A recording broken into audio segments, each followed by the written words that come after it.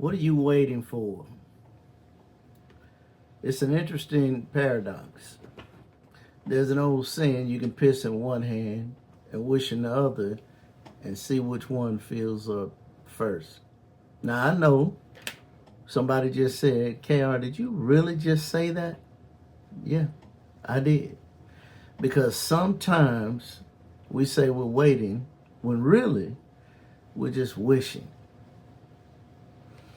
And I wonder how many times we wish for something, we call it waiting on God. This is Second Wind with KR Henderson.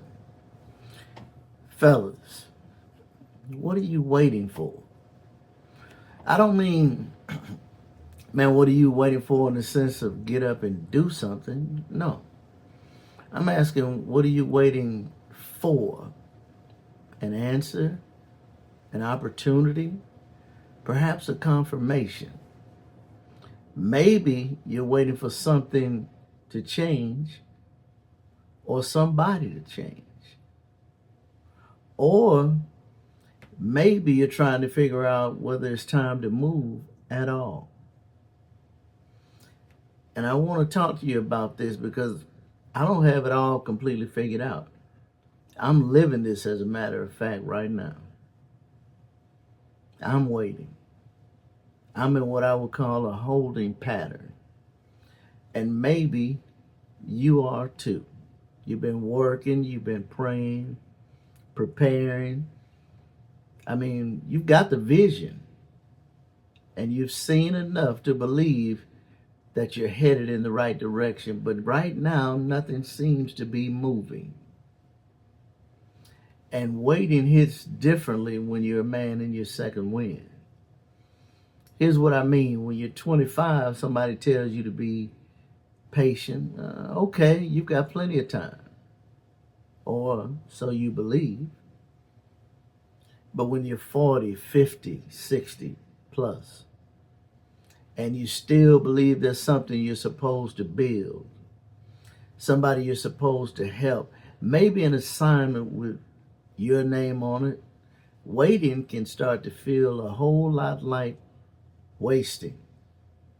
Maybe now you're looking at the clock, you're looking at your age, and if you're not careful, right, you'll start looking at everybody else and eventually start asking God, what are you waiting on? Fellas, gentlemen, my good men, that's where I am. I'm not talking about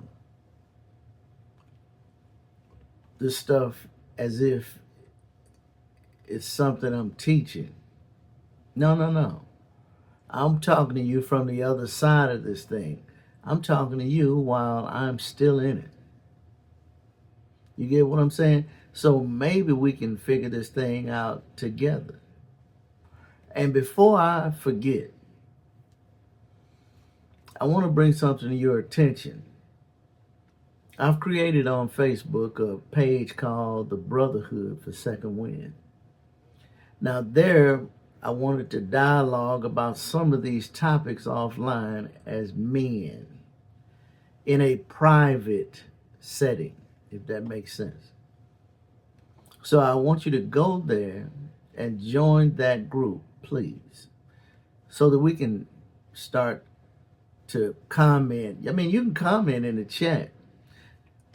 None of you ever do, but I encourage you to do so, but certainly in the group. Anyway, I digress. So now I said I'm in a holding pattern, right? Well, let me tell you why I use that phrase. Because in my transportation business, I spend a lot of time around the airports. Every now and then I'll have a client text me or call, hey, we landed early. Oh, that's great news, I'm thinking.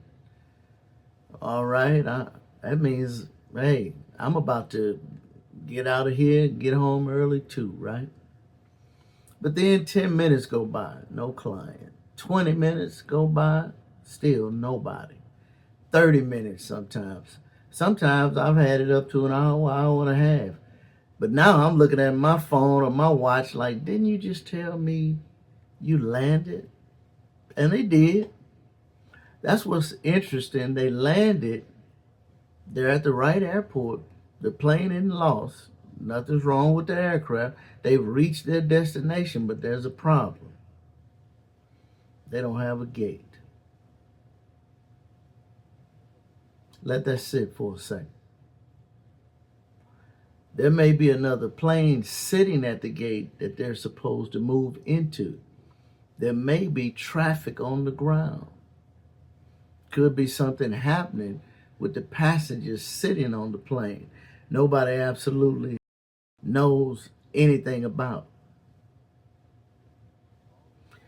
All they know is we're here, so why aren't we moving? Man, doesn't life feel like that sometimes? I mean, you know where we're trying to go.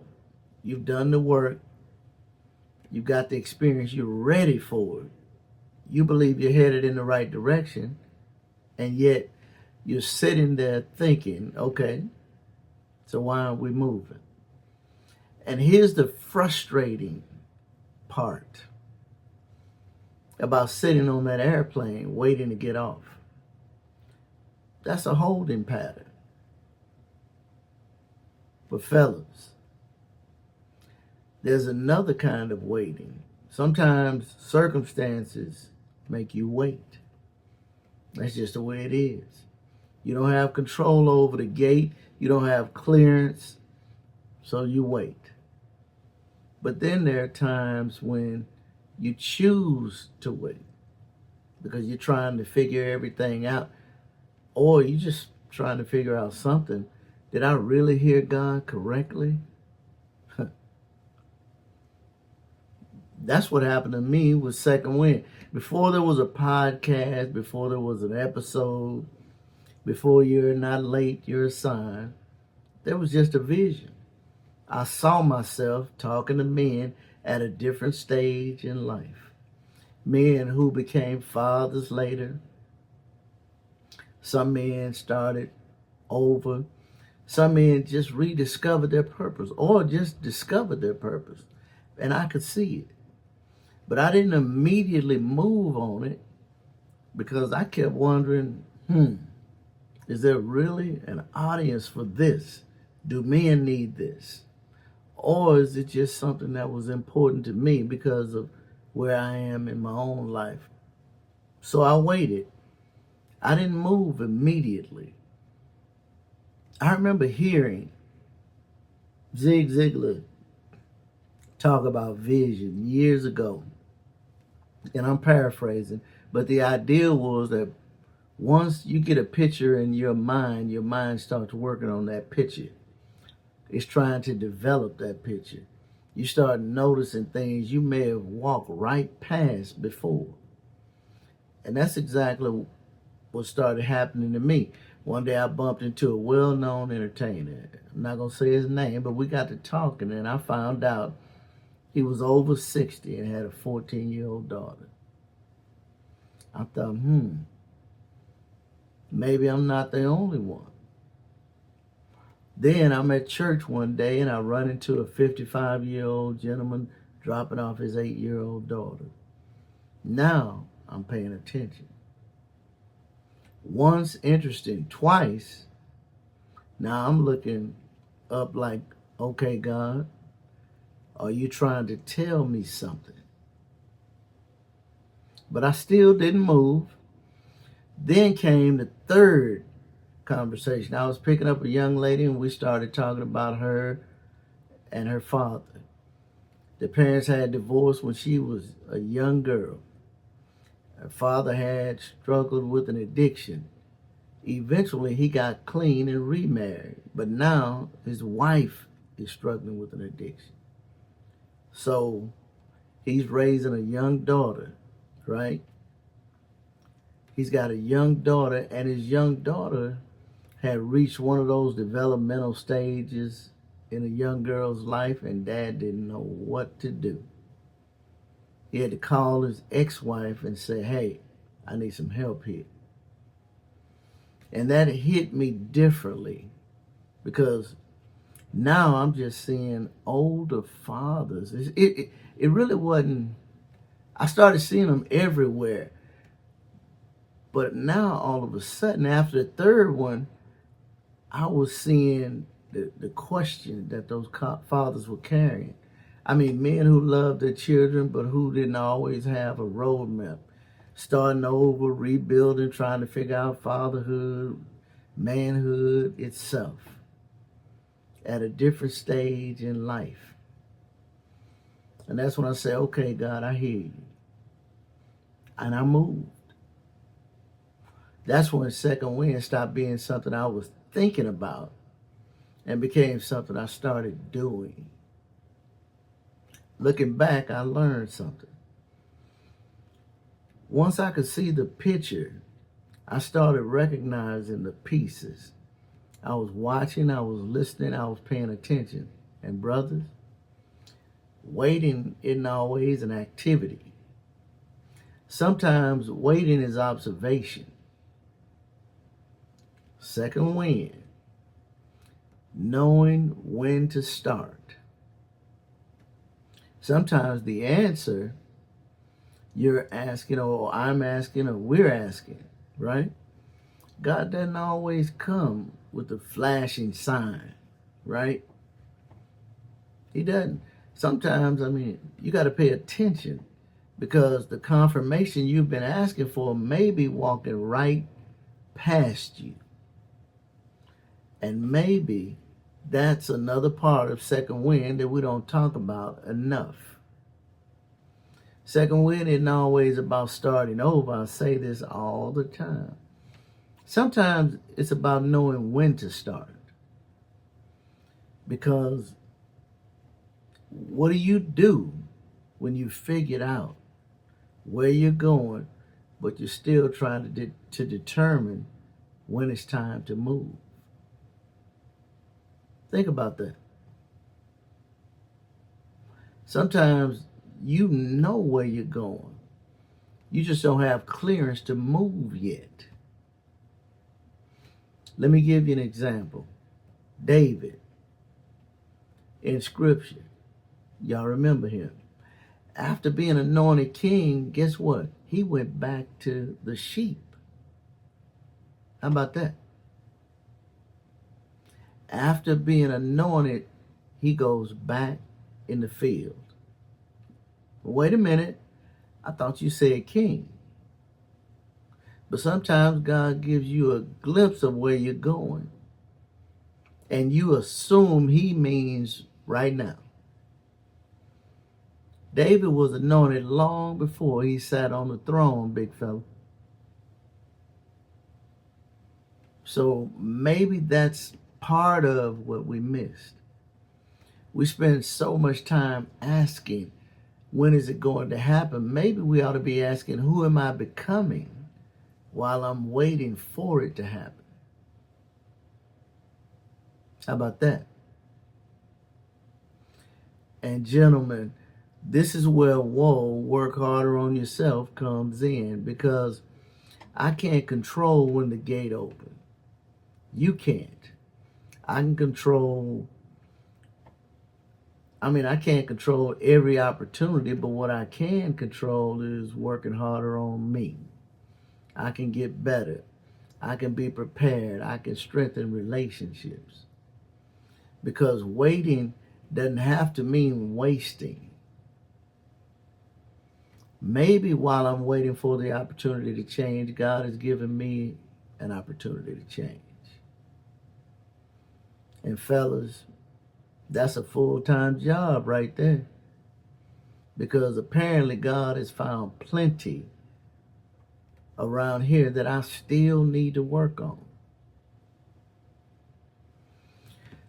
So here's what I'm learning. The first thing is, not every season of waiting is the same. Sometimes you need to sit still.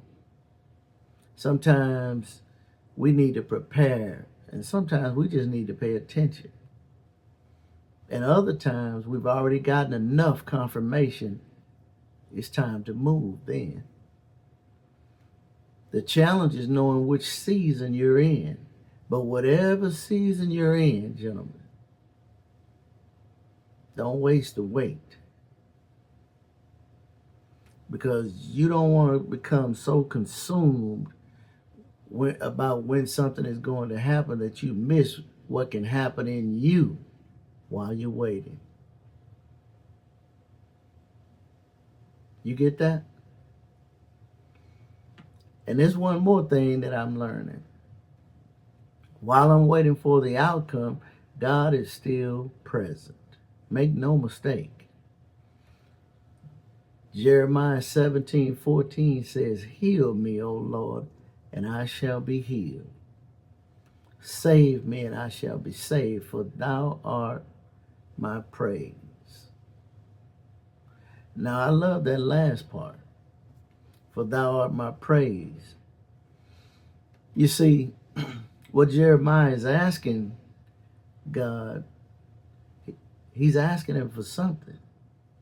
There's an outcome that he wants, but his confidence is still in God while he's waiting for the answer.